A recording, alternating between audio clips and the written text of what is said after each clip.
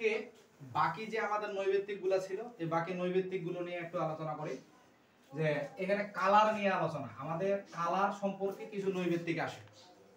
Colour কি মানে বিভিন্ন ধরনের লেখা, এটা কোন কালারে আছে, বা যদি আমরা এই লেখাটাকে অমুক কালারে করতে চাই তাহলে কি কালার হ্যাক্স ব্যবহার করতে হবে। তো আমাদের মনে রাখতে হবে RGB কালারের হিসাব হচ্ছে RGB, অর্থাৎ রেড, গ্রিন, ব্লু। তাই এটাতে আমাদের কালার হ্যাক্সটা সহজভাবে মনে রাখবো। কিভাবে মনে রাখবো? আমাদের মনে রাখতে হবে যে যখন আমরা যেটা কালারের কাজ করব, ধরো সে আমরা যদি ব্লু কালারের কাজ করি, পিছন দিক থেকে যদি আসি RGB অর্থাৎ বিতে ব্লু, ব্লু যদি আমরা কাজ করি তাহলে আর এ থাকে 00, জি এ থাকে 00, আর ব্লুতে যায় হবে FF।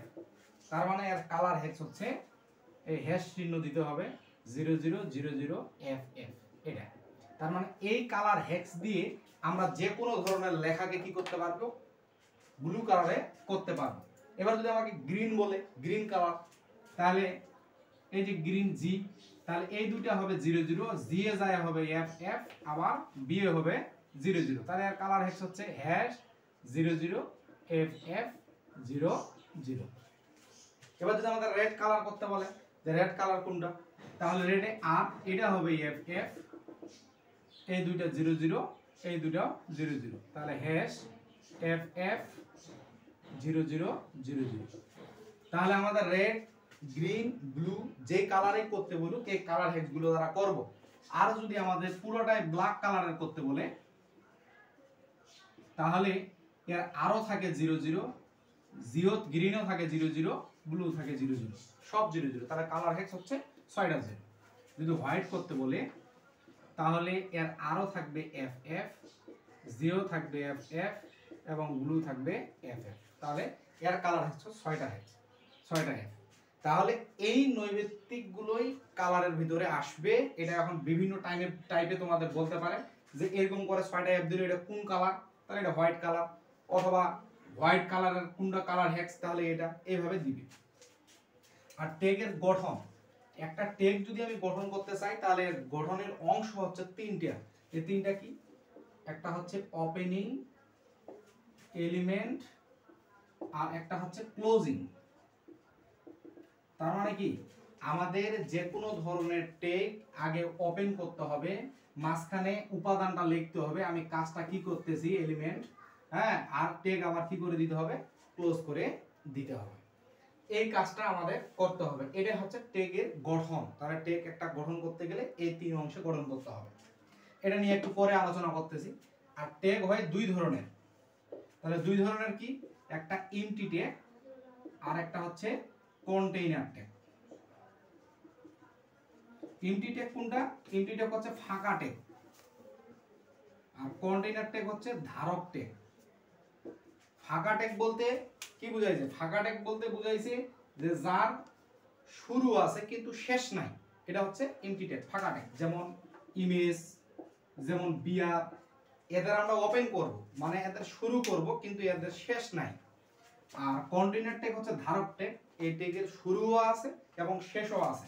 যেমন যদি বি দেই তাহলে বি, হ্যাঁ, বি এর ওপেনিংও আছে, বি কে আবার ক্লোজও করতে হবে। তাহলে এটা হচ্ছে ধারক ট্যাগ। এই হচ্ছে 2 ধরনের ট্যাগের কাজ। আর একটি আইপি অ্যাড্রেসকে প্রকাশের জন্য মোট কতটি বিটের প্রয়োজন হয়? 32টি বিট। আইপি অ্যাড্রেস কি? আইপি অ্যাড্রেস হচ্ছে ইন্টারনেট প্রোটোকল অ্যাড্রেস, অর্থাৎ ইন্টারনেটের একটা ঠিকানা। ধরো তোমার বাড়িতে একটা ওয়াইফাই আছে, তাহলে তার একটা আইপি অ্যাড্রেস আছে। আরেকজনের বাড়িতে ওয়াইফাই আছে, তার আলাদা আইপি অ্যাড্রেস আছে। পৃথিবীর মধ্যে যতগুলো এরকম লাইন আছে ইন্টারনেটের, প্রত্যেকেরই আইপি অ্যাড্রেস আলাদা আলাদা। তার মানে আমার লাইনে আমার নিজস্ব একটা আইপি অ্যাড্রেস আছে। এটা দিয়ে যদি 50টা মোবাইল ফোন চলে তাহলে 50টা মোবাইল ফোনেই ওই আমার একটা ঠিকানা দিয়েই চলবে। তো এই আইপি অ্যাড্রেসে, ইন্টারনেট প্রোটোকল অ্যাড্রেসে, এটাতে 2 ধরনের ভার্সন আছে, একটা IPv4 আর IPv6। একটা ভার্সন 4, একটা ভার্সন 6।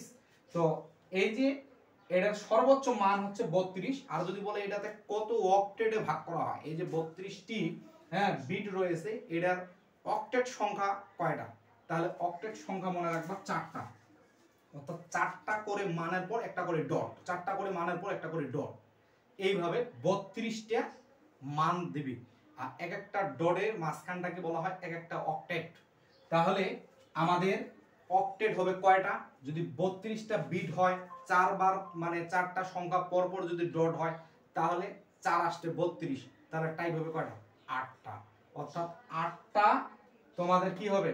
4টা এরকম অক্টেট থাকবে, এক একটা অক্টেটের ভিতরে 8টা করে, হ্যাঁ মানে 8টা এরকম অক্টেট যদি হয় তাহলে 4 আসতে হচ্ছে কয়টা?